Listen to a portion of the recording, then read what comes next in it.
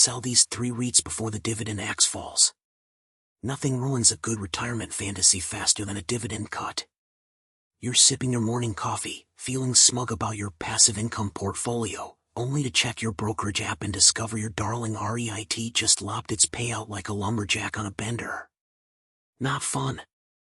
While some real estate investment trusts, REITs, are solid long-term bets, I'm looking at you, Realty Income and Prologis. Others are shaky towers propped up by hope, hype, and some very creative accounting.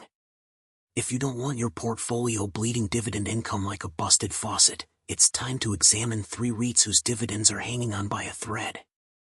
1. Office Properties Income Trust, OPI, the ghost town landlord. Ticker, $OPI. Dividend yield, a seductively unsustainable 18.5%. Ah yes, OPI. The stock equivalent of that friend who keeps saying, "I'm totally fine," while clearly spiraling. This office-focused REIT is trying to survive in a world that's ghosted commercial office buildings harder than your last Tinder match.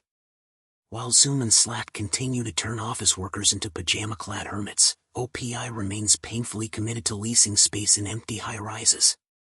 The company recently merged with Diversified Healthcare Trust, another troubled REIT, as if 2 financially distressed entities somehow make a stable one. Spoiler, they don't. OPI's FFO, funds from operations, isn't covering its dividend, debt is sky-high, and the payout ratio is at nosebleed levels. The dividend hasn't been cut, yet, but the writing is smeared across the drywall of every vacant cubicle. Verdict, sell it now or wait for the dividend to fall like that sad plastic ficus in the break room. 2. Global Net Lease, GNL, the World Tour of Tenant Risk. Ticker, $GNL. Dividend yield, 14.3%, also known as the O-Zone.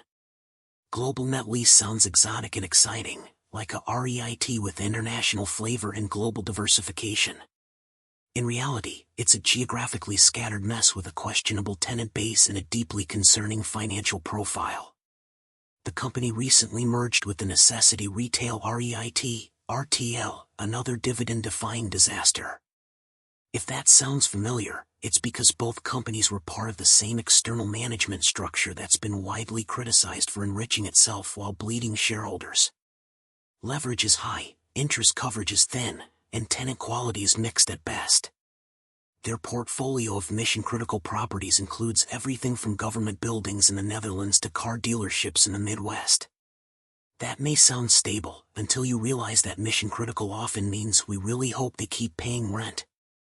GNL has already frozen its dividend and made noises about preserving capital. Translation? The dividend axe is being sharpened.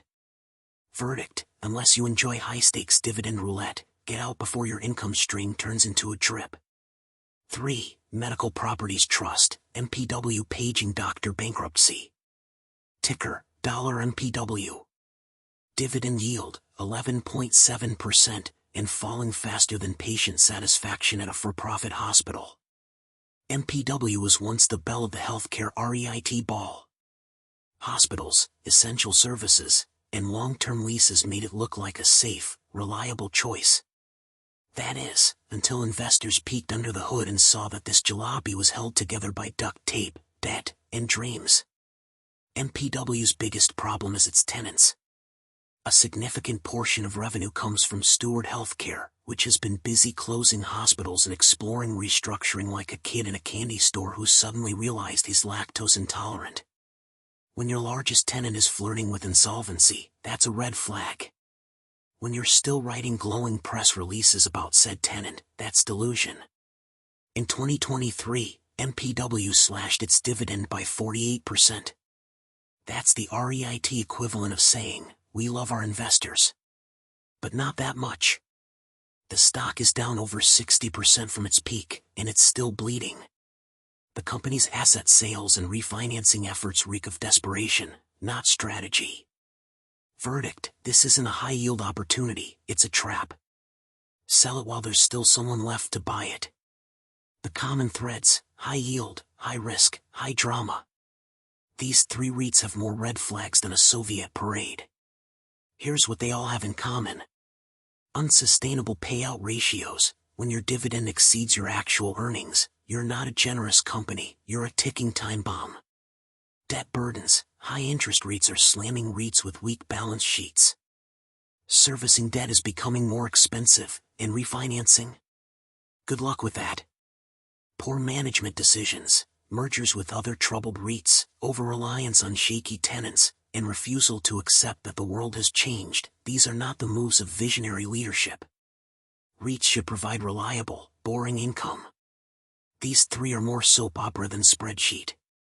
So, where should you look instead? If you want sleep well at night REITs, there are better options, boring, beautiful options. Realty Income, $O the monthly dividend darling with a fortress balance sheet. Prologis, $PLD industrial real estate and logistics, a bet on Amazon and beyond. W.P. Carey, $WPC despite some restructuring, this diversified REIT is still a quality name with international exposure and strong cash flows. None of these offer sky-high yields. And that's the point. Chasing yield is like dating someone just because they're hot. It might be thrilling, but it rarely ends well. Final thought, don't be fooled by the yield sirens. Yield is like a siren song. The higher it goes, the more seductive it sounds. But the rocks it hides will wreck your portfolio if you're not paying attention. So if you're still holding on to OPI, GNL, or MPW in the hopes they'll turn things around, ask yourself, do you want to invest or play REIT-themed Russian roulette? Because once that dividend gets the axe, it won't be a slow fade. It'll be a guillotine drop. And your passive income dreams? Decapitated.